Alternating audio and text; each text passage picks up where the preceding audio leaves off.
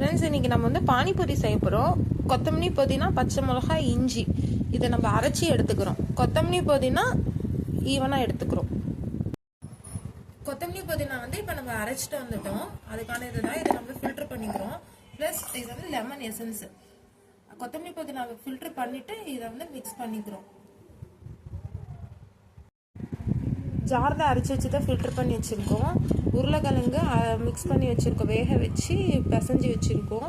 இதில் chilli powder add பண்ணிக்கணும். Onion cut பண்ணி வச்சுருக்கோம். உருளைக்கிழங்கு மசிச்சு வச்சதில் இப்போ வெங்காயம் கலக்கிறோம். ஃபஸ்ட்டு வெங்காயம் கலந்து நல்லா பிசைஞ்சிக்கணும் ஃப்ரெண்ட்ஸ். அது கூட சில்லி பவுடர், மிளகாத்தூள் காரத்துக்கு ஏற்ற மாதிரி போட்டுக்கணும்.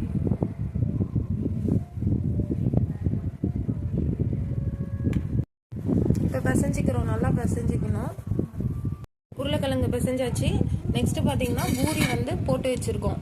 இது ரா மெட்டீரியலாகவும் விற்கிது. நம்ம வாங்கி வீட்டில் பொரிச்சிக்கிட்டு கொத்தமல்லி புதினா தண்ணியை எடுத்து வச்சோம் இல்லைங்களா, இதெல்லாம் இப்போது போடணும்.